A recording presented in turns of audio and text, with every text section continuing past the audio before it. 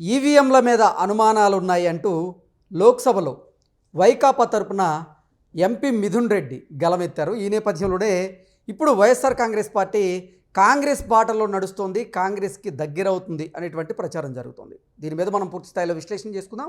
ప్రస్తుతం మనతో పాటు ఉన్నారు ప్రముఖ రాజకీయ విశ్లేషకులు, ప్రముఖ సీనియర్ జర్నలిస్ట్ దుర్గావట్లమణి గారు. వారితో మాట్లాడదాం. మేడం నమస్తే. నమస్తే అండి. ఈవీఎంల మీద అనుమానాలు ఉన్నాయంటూ లోక్సభలో ఎంపీ మిథున్ రెడ్డి వైకాపా తరపున గలమెత్తిన నేపథ్యంలో ఇప్పుడు వైఎస్ఆర్ కాంగ్రెస్ పార్టీ బాటలోనే నడుస్తోంది, కాంగ్రెస్ పార్టీకి దగ్గరవ్వాలనేటువంటి ప్రయత్నం చేస్తుంది అనేటువంటి ప్రచారం జరుగుతోంది. దీని మీద మీ విశ్లేషణ ఏంటండి? నిన్న మిథున్ రెడ్డి లోక్సభలో ఈవీఎంల మీద ఆయన మాట్లాడాడు. మేము ఈవీఎంలకి అంటే గతంలో 3 సార్లు నేను ఎంపీగా ఈవీఎంల మీద గెలిచాను, ఈవెన్ వైసీపీ కూడా ఈవీఎం ద్వారానే గెలిచింది, కానీ మాకు పలు అనుమానాలు ఉన్నాయి, మేము పేపర్ బ్యాలెటే కోరుకుంటున్నాము అని చెప్పాడు ఆయన. చెప్పి చాలా ఉదాహరణలు ఆయన చెప్పడం జరిగింది. ఇంకొకటి ఏం జరిగిందంటే, మీకు గుర్తుంటే కనుకైతే రిజల్ట్ రాగానే ఫస్ట్ వారం రోజుల్లో 10 రోజులు నాకు ఎగ్జాక్ట్ గుర్తులేదు, వాళ్ళు అసలు ఈవీఎంల ప్రస్తావన తీసుకురాల వైసీపీ.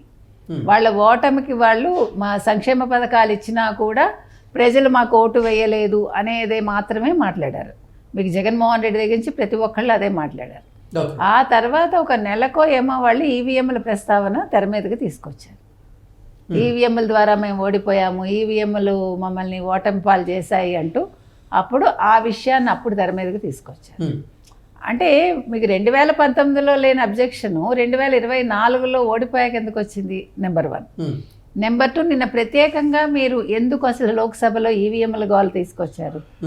ఆ ప్రస్తావన ఎందుకు తెచ్చారు అంటే, ఇప్పుడు బీజేపీ ఏమనుకుంటోందంటే, బీజేపీకి ఆల్రెడీ వైసీపీతో వాళ్ళు తెగతెంపులు చేసుకున్నారు అనే ఒక మాట వినిపిస్తోంది పూర్తిగా. అయితే నిన్న ఈ అంశం ప్రస్తావనకి రావడంతో ఏంటి వైసీపీ రాహుల్కి దగ్గరగా వెళ్తోందా? మనం గతంలో కూడా మాట్లాడుకున్నాం, మీకు గుర్తుంటే కనుకైతే వైసీపీ ఎప్పటికైనా కాంగ్రెస్లో విలీనం అయిపోతుందని. ఇప్పుడు ప్రెజెంట్ సిచ్యువేషన్ ఎట్లా ఉందంటే వైసీపీకి ఎటు చూసినా అందరూ కూడా ఈ కేసుల్లో ఇరుక్కుంటున్నారు. ఓ పక్క కల్తీ మద్యం స్కాము, ఇంకో పక్క కల్తీ నెయ్యి స్కాము, ఇంకో పక్క పరకామణి కేసు, ఇట్లా మీకు ఎవరిని చూసుకున్నా కూడా కేసుల్లో ఉన్నారు. మొత్తం ఇవాళ వైసీపీకి చెందిన మెయిన్ పర్సన్స్ అందరూ కూడా జైలుకి వెళ్ళి రావటమో లేకపోతే జైలుకి వెళ్ళటానికి సంసిద్ధంగా ఉండడమో, కేసుల్లో ఇరుక్కోవటం. సో ఇప్పుడు బలమైన నాయకుడు అంటూ లేడు. ఉన్న ఒక నాయకుడు కూడా బలమైన వాడు కాదు. అప్పుడప్పుడు వస్తాడు, అలంకరించి ఒక ప్రెస్ మీట్ పెడతాడు, వెళ్ళిపోతాడు. సరైన సలహాదారులు కూడా లేరు. సో నెక్స్ట్ ఏంటి, ఒకవేళ వైసీపీ కాంగ్రెస్లోకి వెళ్ళాలని యోచిస్తోందా? అందుకనే ఇండైరెక్ట్గా వీళ్ళు రాహుల్కి సపోర్ట్ చేశారు. ఎందుకంటే రాహుల్ ఎస్ఐఆర్ మీద పోరాటం చేస్తున్నాడు, కానీ ఓట్ చోరీ అంటాడు, అనుమానాలు ఉన్నాయని అంటారు. ఇప్పుడు లోక్సభలో ఈవీఎంల మీద అనుమానాలు ఉన్నాయంటూ మిథున్ రెడ్డి గలమెత్తారు వైసీపీ. ఎగ్జాక్ట్లీ ఎలా చూడాలంటారు? అదే దానికే వస్తున్నా. అందుకని ఇప్పుడు ఏమైందంటే, నిన్నను వాళ్ళు సోనియా గాంధీ ఇది కూడా తీసుకొచ్చారు తెర మీదకి, బీజేపీ వాళ్ళు. సోనియా గాంధీ ఇక్కడ పౌరసత్వం తీసుకోక ముందే ఆవిడకి ఓటర్ ఐడి ఉంది అని. సో నేను అనేది ఏంటంటే, ఓ పక్క వాళ్ళు ఈ ఎస్ఐఆర్కి సుప్రీంకోర్టు అయితే ఎస్ఐఆర్ని అమలు చేయమని చెప్పింది, వీళ్ళు ఒప్పుకోవట్లేదు కదా, అపోజిషన్ ఒప్పుకోవట్లా. సో ఇప్పుడు ఈ మిథున్ రెడ్డి మాట్లాడిన మాటలు అవి జగన్మోహన్ రెడ్డి మాట్లాడిస్తున్నాడా? జగన్మోహన్ రెడ్డి చెప్పినవే ఇతను ఇక్కడ మాట్లాడా, ఈవీఎంలు వద్దు, మాకు బ్యాలెట్ బాక్సింగ్ ఏం వద్దు అని. తర్వాత ఆయన చాలా కోట్ చేశాడు. ఏం కోట్ చేశాడంటే, ఆయన అనేది ఏంటంటే, ఓటర్ల జాబితా ప్రత్యేక సమగ్ర విచారణపై తమకు ఎలాంటి అభ్యంతరం లేదంటూనే ఇండియా కూటమి వ్యతిరేకిస్తున్న సంగతి తెలుసు కదా, ఇది అన్ని పోలింగ్ కేంద్రాల్లోనూ వెబ్కాస్టింగ్ నిర్వహించాలని ఆయన కోరారనమాట. అలాగే వెబ్కాస్టింగ్ ఫుటేజ్ని అన్ని రాజకీయ పార్టీలకు ఇవ్వాలని కూడా కోరాడు ఆయన. తర్వాత పారదర్శకమైన ఎన్నికలను వైసీపీ కోరుకుంటోందని చెప్పాడు. తర్వాత ఆయన ఏమంటాడంటే, మొన్న జరిగిన ఎన్నికల్లో 6 గంటల తర్వాత అనూహ్యంగా 51 లక్షల ఓట్లు పోలయ్యాయి, అది ఎలా కుదురుతుంది అంటాడు. మిథున్ రెడ్డి గారు, మీకు కొంచెమైనా, మీరు ఒక ఎంపీ కదా, 3 సార్లు గెలిచారు కదా, ఇప్పుడు కృష్ణ మనం క్యూలో ఉన్నామని అనుకుందాం, పొద్దున్న నుంచి మధ్యాహ్నం నుంచి.